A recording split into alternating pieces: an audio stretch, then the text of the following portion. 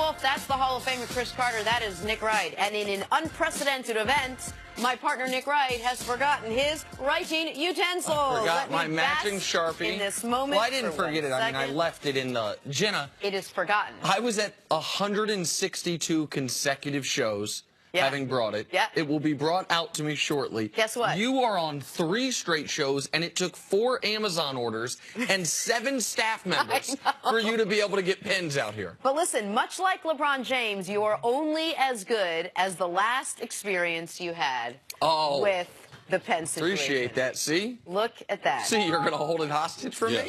I'm going to get, I don't like change. No, this is going to make me very You don't have anything to say today. LeBron didn't do anything today. You don't need a pen. He needs pen nor paper. Thank you, sir. You are in a good mood today, and we are happy for you. America's in a good mood. Good night of sports Well, I know that you definitely are. Let's tell America why. Someone remind me the next time I'm hanging out with LeBron James not to accuse him of not being aggressive enough, because his head coach Ty Lue did that after the Cavs walking one to the Pacers.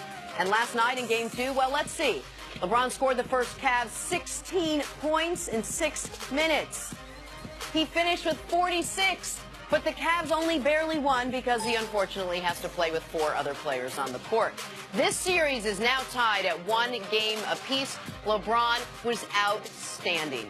CeCe, let's talk about LeBron James a little bit last night. He knew that he had to come out and play a little bit more aggressive, whether he was following social media or not. It was out there that they came out a little lackadaisical in Game 1. He wasn't going to rely on his teammates for anything. He said, don't worry, guys, I got this. And he got it. I've seen this on other occasions, and not to overreact, but LeBron he's a basketball god with the small G. And you only see these type of performance not that often, where you know that this guy is bigger than basketball. We know that what he's got to do, Nick, there's no one who knows LeBron and his history better than him. You thought that he might come out and just be a little passive, getting guys into the flow. But LeBron knew what was at stake. Like, LeBron knows that he can't depend on this team to score the basketball. So he's got to take on that selfish mentality, which I thought that he would. He was brilliant. To be able to score 20 points in the first quarter, totally against what his natural instincts are to come out. And I've been watching this for 15 years. And even in high school, he played the same way. In high school and in the pros, his average has been the same, 28, 8. And a 7. That's what he's done. Remarkable. He's done the same thing. And it's amazing how his numbers, now this advanced, match what he did earlier in his career, but also match what he did in high school. He's an unselfish player. He's a complete player.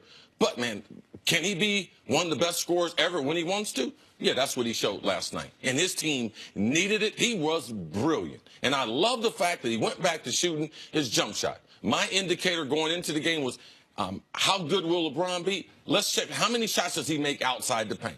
And I think right early, he showed us that, man, he was going to shoot his jump shot. He was going to shoot the 3. He played great defense. And that right there, to me, that's the reason why LeBron James is a special player. That's the reason why you only see these types of players every so often in your life. That performance was an epic performance. All right, so CeCe's right that I was not certain if he was going to come out aggressive like that.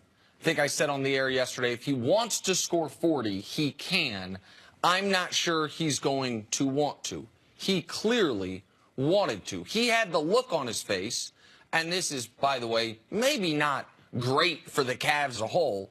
He had the look on his face that was similar to the biggest game of his career, Game 6 in Boston, Year 2 in Miami, facing elimination. That was his 45-15-5 game that many people believe is the best game of his career up to that point. Maybe still the best game of his career. And he nearly had identical numbers. He had 46-12-5 last night.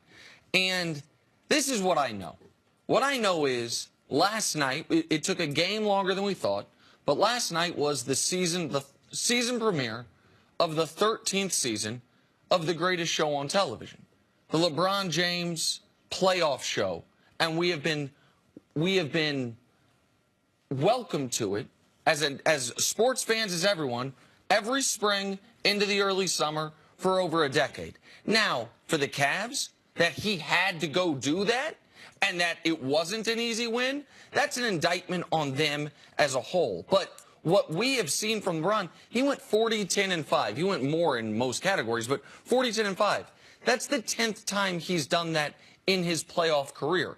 No other player has more than 4 of those instances. He was up himself 16-1 to start this basketball game. It should have been over there. It wasn't. The Pacers never gave up, and his teammates were not seemingly inspired by his play because they were just slightly better than they were the first game of this series. But they got a critical win, a win that had they lost, given how he played, it's a totally different discussion this morning.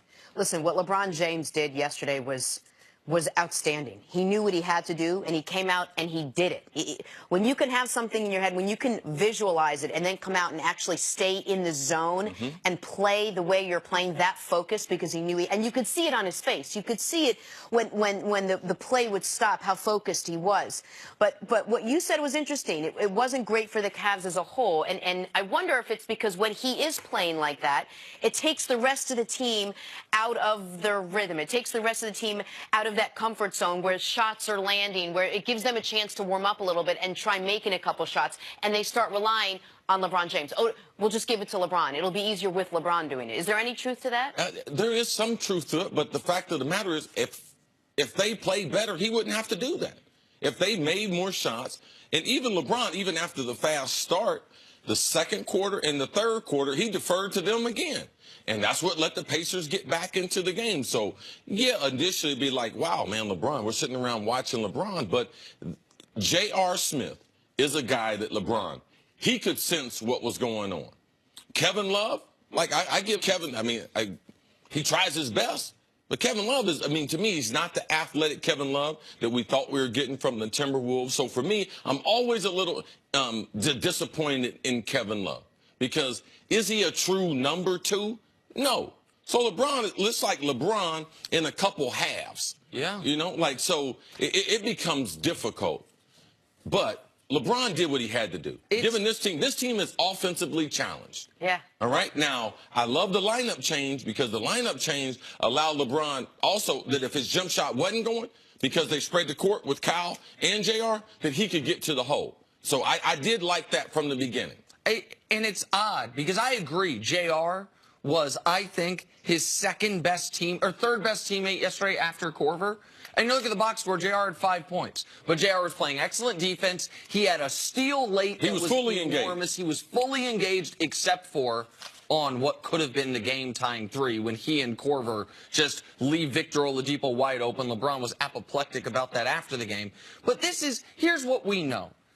LeBron's the only guy in the league that you know going into a game like last night, he's going to show up, whether it's through distributing, scoring, or both. Last night it was primarily scoring, and give his team every chance to win. Every other great player, there's always the chance. The guy who's going to run away with MVP this year, James Harden, he had a 2 for 18 night last night. LeBron's never had a night like that in his playoff career. Every other player, there's a chance. They're just not going to have it when their team needs them to have it. That doesn't exist for LeBron. And when you look at There's so many other things he can do. Because of his ability to rebound, his ability to be able to run the offense, those things. Last night, amazing defense on Oladipo. The time he played him, I'm going to get Dusty to run the number, the amount of minutes that he spent chasing him around. That was me. That was LeBron James of 10 years ago. Was that an adjustment from game 1? Yeah. They had to, absolutely. And that in and of itself is impressive. Yes, but they had to. They had to pull out all the stops. This was, to me, like the finals. Yes. The lineup change, like it. LeBron playing defense, JR picking up. When they came out in the third quarter of the game, they picked up full court press. LeBron was in the backcourt pressing to start the second half. So, yes, they had the emphasis on winning this game. This was critical for their season. And people will remember the one play Oladipo blew by LeBron. LeBron almost got the chase down block, and he laid it in late in the fourth quarter. But aside from that, when LeBron was guarding Oladipo, I don't have the one-on-one numbers either. I don't think Spectrum's run them yet. But when LeBron was guarding Oladipo one-on-one, he shut him down. They had to run through Darren Collison. They had to run through other members of their offense. But this is also why, on a bigger picture standpoint, I get so aggravated on the one historical knock on LeBron, the finals record, because if he drags, and it will be dragging, this team to the NBA Finals, that is a wild accomplishment. But if and when he does that, they are going to be heavy underdogs, facing either a 65-win Houston team or a 4 Hall of Famer Golden State team. And they will, I don't want to say assuredly, but overwhelmingly likely lose.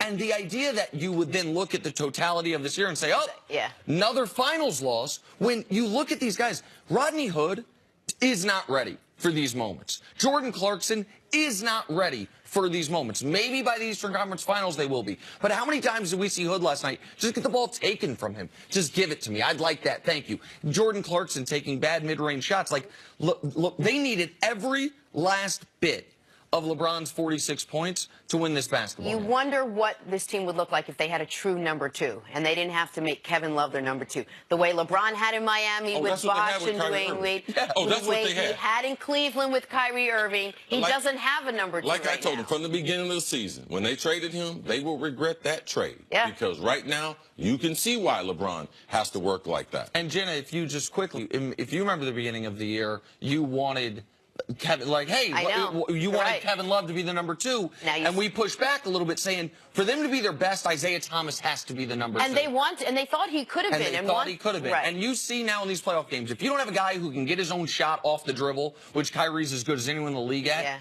then it all falls on LeBron. Last night, that was enough. LeBron James scoring almost half the team's points. That series is all tied up at 1 apiece. Coming up, further evidence now that Tom Brady is upset with the Patriots. Is that true? Next on First Things First.